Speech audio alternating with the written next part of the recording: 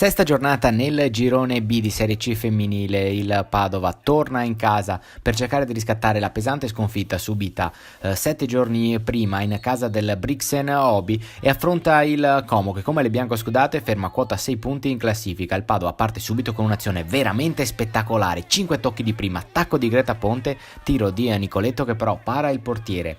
Nel resto del primo tempo c'è da dire però che prendono in mano l'iniziativa le giocatrici ilariane. C'è questo primo tiro di Ambrosetti che finisce fuori, poi è il 17° minuto, ancora il Como ci prova Cascarano, la conclusione termina di poco, alta ancora Como, ancora con una grande occasione, un tiro molto potente di Badiali con il sinistro, la sfera termina fuori, Pacagnella qua esce con i pugni, non riesce però a liberare bene la difesa biancoscudata e così ci prova ancora Ambrosetti. Facile però la parata di Pacagnella. Il Padova si fa vedere con questo tiro di Saggion direttamente sul calcio di punizione che dà solo l'illusione del gol. La palla finisce sull'esterno della rete. Poi ancora Como in chiusura di tempo, qua Pacagnella non esce bene ma non ne approfitta Badiali, il suo tap-in finisce alto. Si arriva nel secondo tempo, il copione cambia di poco, ancora il Como in avanti, Cascarano però non interviene bene.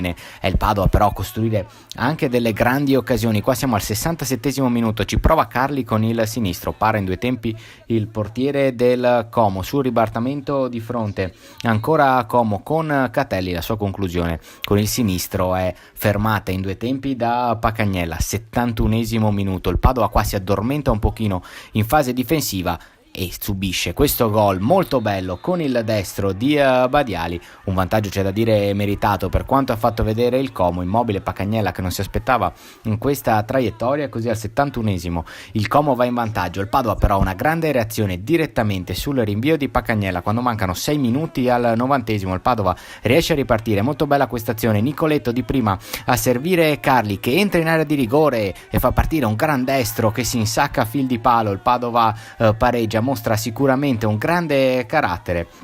Ottimo l'impatto sulla partita avuto dalla neoentrata Carli che segna così con il destro, trova l'1-1 per il Padova quando mancano 6 minuti al 90°. Il Como però non ci sta e al 44° del secondo tempo si riporta in vantaggio ancora con un gol bellissimo, questa volta di Mammoliti che fa partire un gran destro a giro che si insacca all'incrocio dei pali. Nulla da fare per Pacagnella, è una beffa atroce per il Padova che aveva assaporato il pareggio, invece deve rimediare. Un'altra sconfitta casalinga, le biancoscudate perdono per 2-1 e la settimana prossima saranno attesi dal confronto con la capolista riozzese.